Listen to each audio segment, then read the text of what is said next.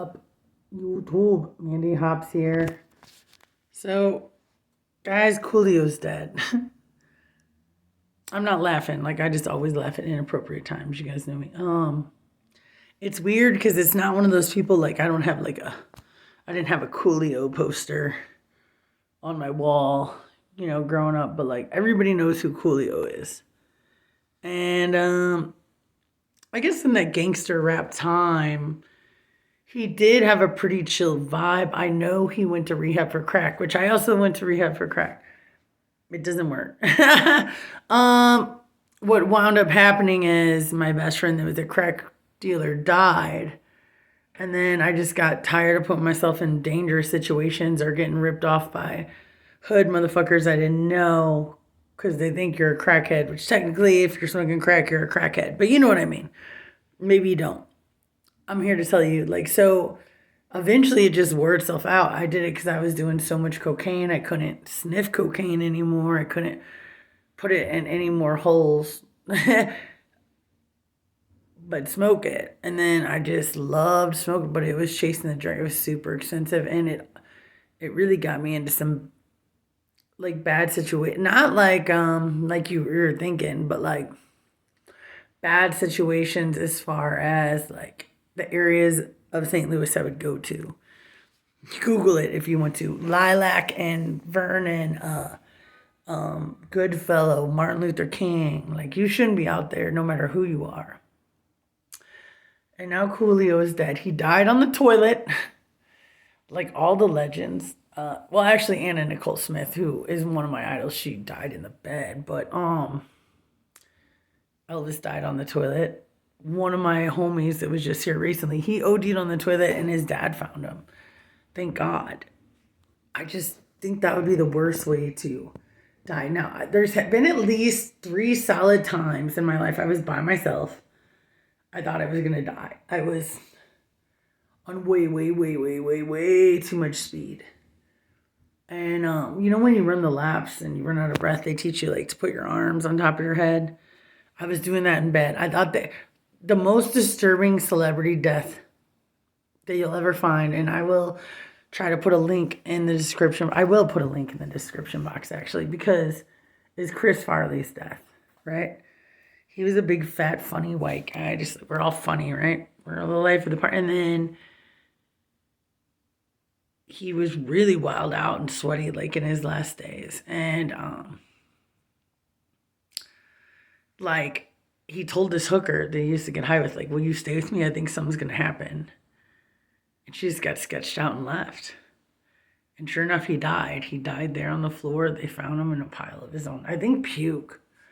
You can actually, unlike a lot, I have this morbid, but not in a morbid way.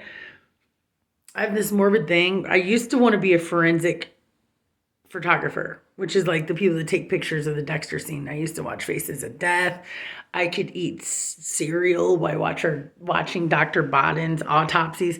Like, if I see somebody like alive in pain, hurting, but like dead people that are already dead, it doesn't bother me. Like, and I think that's why like some people can be heart surgeons because they can deal with that. Some people can be morticians. Like, and I have a morbid fascination with like people in their last 24 hours and what they do, especially big rock stars and people that are on drugs like Belushi and Farley and everybody, Brittany Murphy. Like, I'm very like intrigued by it. I don't know why. And Chris Farley's has to be the saddest and the scariest. And I always thought that I would go out like Chris Farley. Like, not because I wanted to. He didn't want to go out like that, trust me. But the last thing I thought, dude, before I thought I was dying is like, they're going to find me like Chris Farley. But I was always in my bed.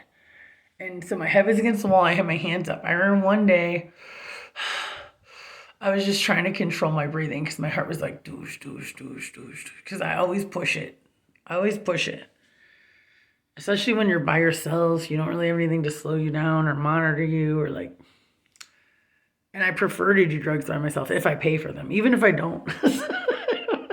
I'm selfish. So yeah, I'm a loner when it comes to doing drugs a lot. I'm stingy. And I I'd rather just like sit in my place for 2 days, lock everything up, not talk to anybody. And I remember at one point my feet were like freezing cold, and I watched. I thought I was dead for sure. I watched my toes and my feet get numb and turn blue.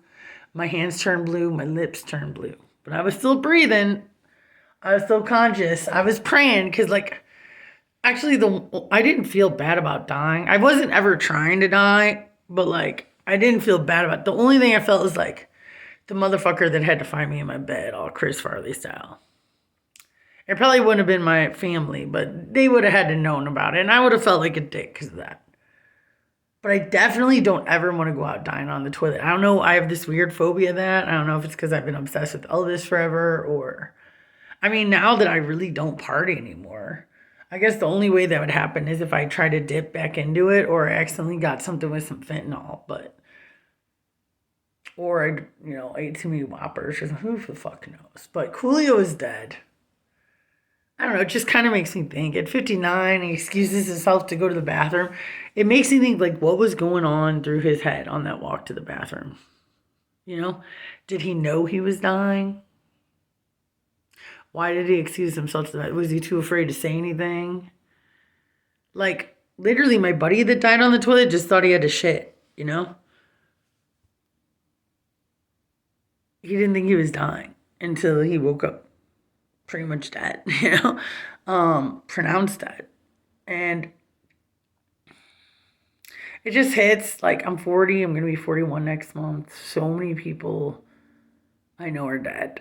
And Coolio was just another one of them. He was a really talented guy. He wasn't out here Lamar Odoming it, if that makes sense. I'm not judging the way anybody lives. I'm just saying it's like sad the way people die. And on one hand, it's like it is really sad that he died at 59. But on the other hand, I'm thinking, how much longer than 59 do I want to live?